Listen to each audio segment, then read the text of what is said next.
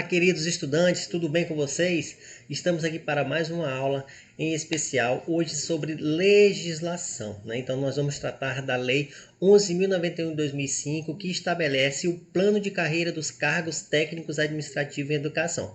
Se você chegou até essa aula, até esse canal, então você certamente deve estar fazendo concurso para universidades ou os institutos federais de educação, certo? Se sim, então nos acompanhe nessa aula que vai ser muito prazerosa. Antes da gente iniciar, eu preciso falar uma coisa, pessoal. Como que você deve estudar, né, a questão de legislação, as leis? Não tem muito o que as bancas inventarem. Então, pessoal, o estudo de qualquer lei, você tem que ler bastante, porque lá na hora da prova, o que eles vão fazer? Vão trocar uma palavra por outra palavra. E aí, se você é uma pessoa que leu bastante aquela lei, você está praticamente com ela toda ali na sua cabeça, né? Decorado, aprendido. E aí, você vai saber qual é a opção que está certa e qual é a opção que está errada, tá bom? Então, minha dica é, leiam bastante a lei. Eu não estou trazendo ela aqui na íntegra, assim, ponto a ponto. Eu fiz um mapeamento de questões de concurso. E aí eu peguei essas questões que a gente vai ver na parte 2, tá? Que essa aula vai ser dividida em duas partes. Hoje a gente vai ver a parte 1 e depois eu vou gravar a parte 2, tá? E aí a gente vai estar trazendo várias questões em cima do que a gente vai ver aqui agora. Então, estudar de forma correta é você direcionar seu estudo. E aí eu trouxe os pontos principais de prova aqui. Mas nada impede que você leia a Lei 11.091 toda, tá bom? Então vamos lá, pessoal. A Lei 11.091 ela vai fazer o quê? Ela vai estruturar o plano de carreira dos cargos técnicos administrativos em educação, que são compostos pelos cargos efetivos de técnicos administrativos, né? É o que a gente chama de TAE, Técnico Administrativo em Educação, tá? Dentro das universidades ou institutos federais, tá bom? Então, pessoal, dentro de uma universidade ou de um instituto, a gente vai ter os servidores, tá? Servidores públicos federais. A gente vai ter de um lado os professores, tá? E do outro lado a gente vai ter os técnicos administrativos. Então, olha só, pode ser técnico administrativo de nível fundamental, de nível médio, nível superior, tá? Mas aí, ou nós vamos ter professores ou vamos ter técnicos. No caso, essa lei 11.091 ela vai reger o quê? O plano de carreira dos técnicos, tá bom? Então, isso aqui não se aplica aos professores que têm uma legislação própria. Beleza, no parágrafo primeiro vai falar assim, pessoal, que os cargos a que se refere o caput desse artigo, né, os cargos efetivos, vagos ou ocupados, eles vão integrar o quadro de pessoal das instituições federais de ensino, tá, ok? Bem simples isso aí. Aí olha só, uma coisa que cai em concurso a gente vai ver, tá? Lembrando que eu estou trazendo aqui só pontos importantes, tá? Mas é a lei praticamente toda, mas alguns pontos eu não trouxe, tá? Não vou trazer nessa aula e nem na parte 2. O regime jurídico, pessoal, dos cargos do plano de carreira, ele é instituído pela Lei 8.112, que a gente chama de RJU, Regime Jurídico Único. Então, a Lei 8.112, para você que está fazendo concurso, né, se você chegou até essa aula, então você também vai precisar ler a Lei 8.112, que é o Regime Jurídico Único, né? É o Estatuto dos Servidores Públicos Civis da União, tá bom? Então, essa lei, tá? O regime jurídico, tá, do plano de carreira está instituído na Lei 8.112, belezinha? Também cai em concurso. Artigo 2, pessoal. Para os efeitos desta lei, são consideradas instituições federais de ensino os órgãos. O que é considerado instituição federal de ensino para efeito dessa lei? Ó? Os órgãos e entidades públicos vinculados a quem? Ao Ministério da Educação. Veja que se não tiver vinculado ao Ministério da Educação, não vai ser o quê? Considerada instituição de ensino, né? É a instituição federal de ensino, beleza?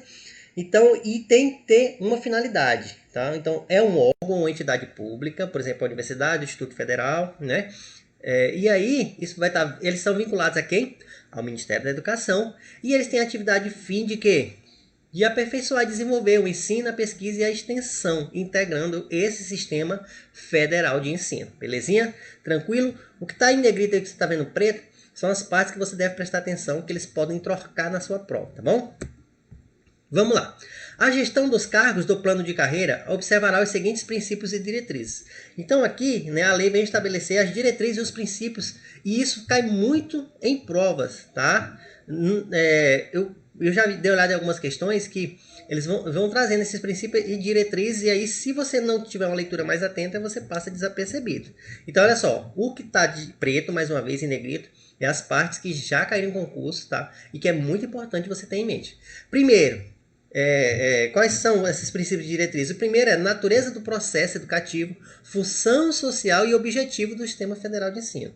Segundo, é a dinâmica dos processos de pesquisa, de ensino e de extensão e de administração e as competências específicas decorrentes.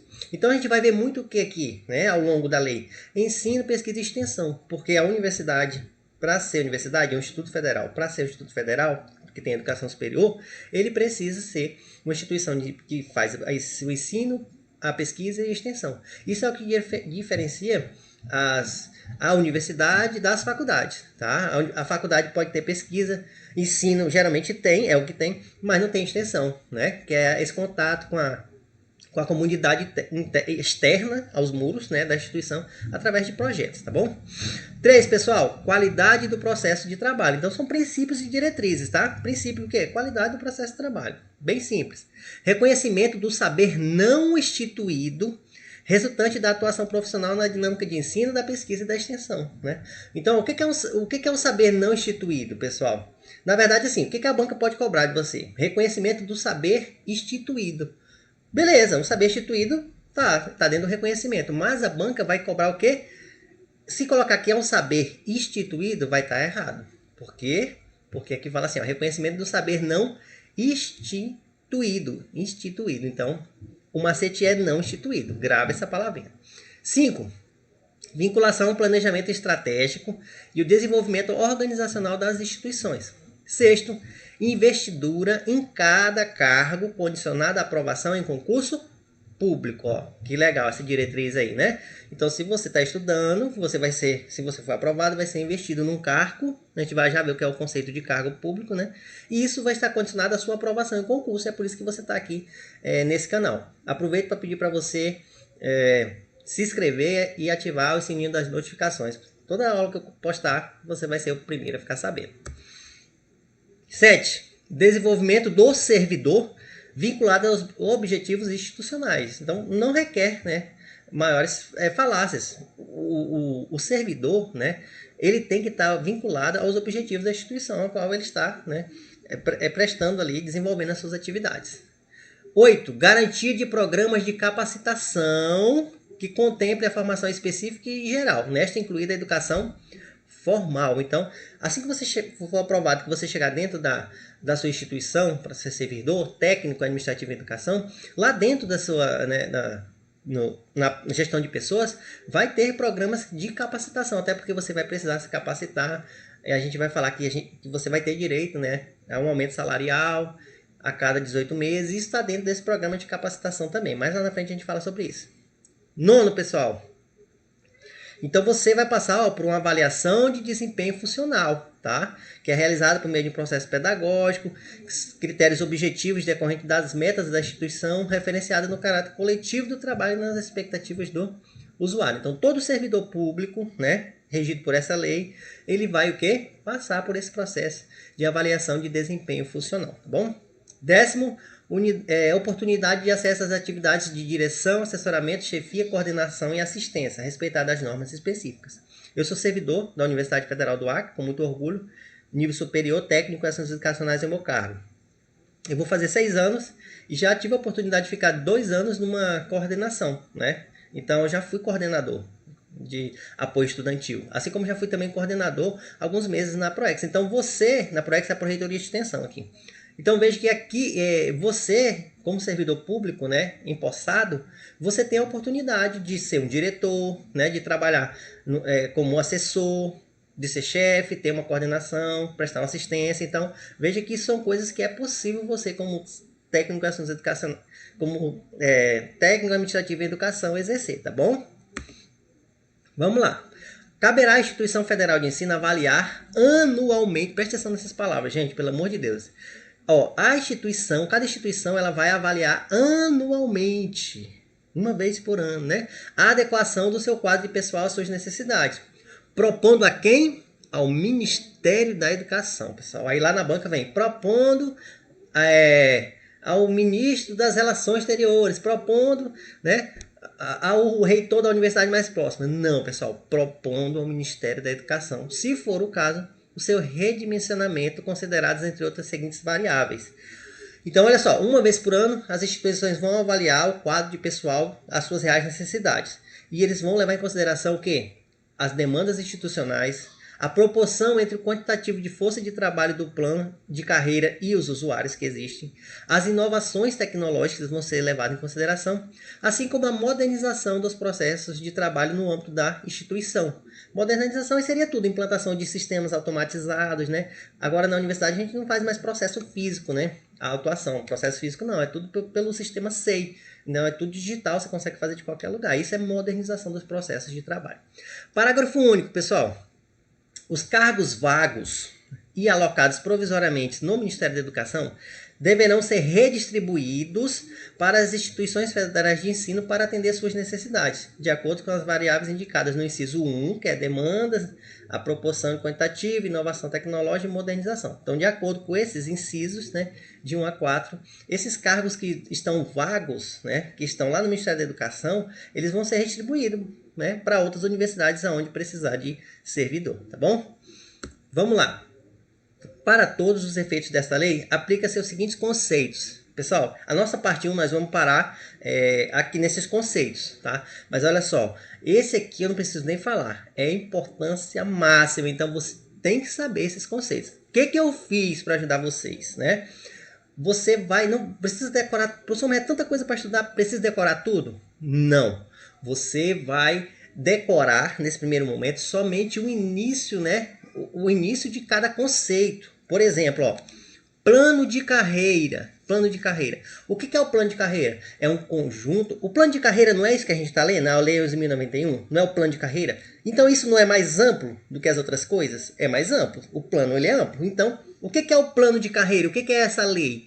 É o conjunto de princípios, diretrizes e normas. É isso que a gente está vendo. A gente acabou de ver princípios, a gente viu diretrizes e a gente vai ver outras normas aqui. Então, esse plano de carreira, o plano de carreira é abrangente é o quê? Conjunto de princípios, diretrizes e normas que regularizam o desenvolvimento profissional do servidor. Você vai decorar só o início de cada um e eu te garanto que você não vai errar uma questão na sua prova. 2. Nível de classificação. Né? Caiu lá na prova. Nível de classificação, o que é? Conjunto de cargos de mesma hierarquia. Pronto. Você não precisa ficar decorando tudo. Estude com inteligência, tá? Aprenda a estudar. Então, olha só, nível de classificação, conjunto de cargos de mesma hierarquia. O que é um padrão de vencimento na Lei 11.091? É a posição do servidor na escala de vencimento. Então, você pode até associar. Padrão de vencimento, posição do servidor na escala de vencimento. Que legal. Padrão de vencimento, posição do servidor na escala de vencimento.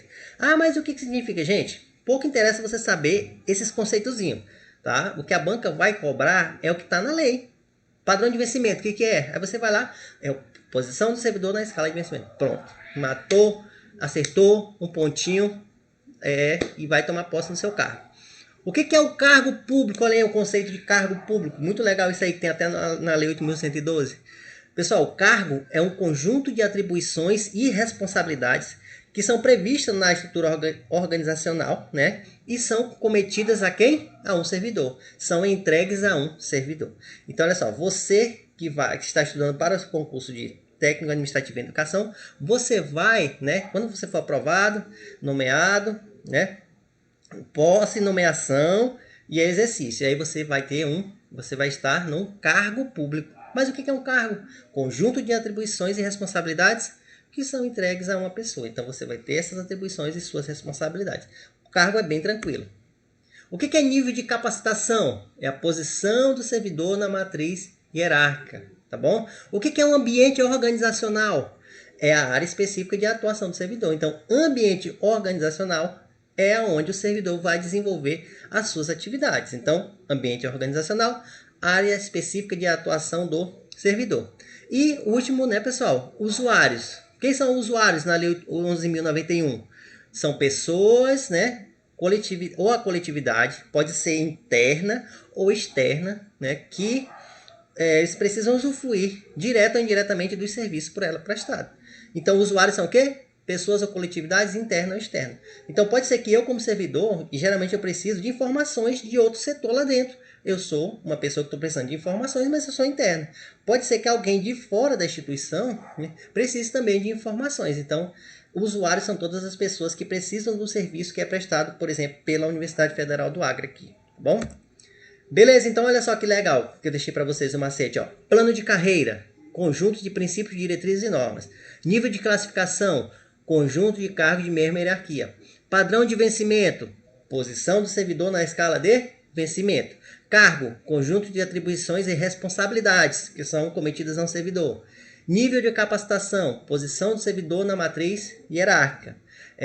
Ambiente organizacional, é a área específica de atuação do servidor. Usuários é o que? São as pessoas, interna ou externa, que precisam do serviço que é prestado pela universidade, pelos institutos federais em si, todos aqueles que estão abrangidos pela Lei 11.091.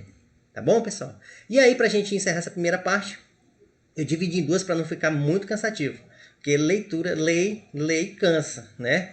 Cansa bastante. E aí, para não ficar aquela aula longa de 20, 30 minutos, uma aula só, eu dividi em duas de 15, duas de 16 minutos, tá bom? Vamos lá, para a gente encerrar, os cargos do plano de carreira, os cargos desse plano de carreira, tá? São organizados em 5 níveis de classificação. Então, quais são os níveis de classificação? A, B, C, D e E. Isso que está aí, pessoal, né? Foi eu que fiz para ficar mais claro na cabeça de vocês. Mas nível de classificação A é o quê? É aquela pessoa que é o requisito do cargo dela, ela ter o fundamental incompleto ou ser alfabetizado. No nível B, requer o fundamental incompleto mais experiência. Veja que aqui o alfabetizado já saiu. E além do fundamental incompleto, ela tem que ter experiência, né? C, o nível C é o quê? O fundamental completo mais a experiência.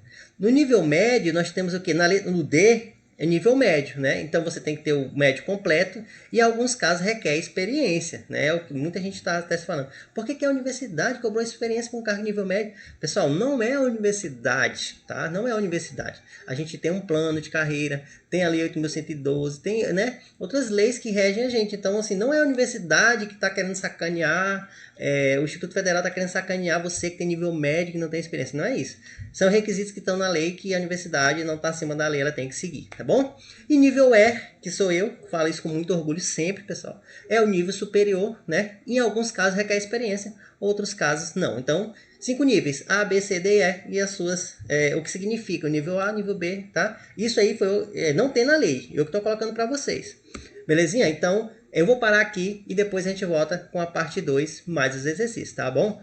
Fica comigo, se inscreve no canal e até a próxima. Valeu, galera!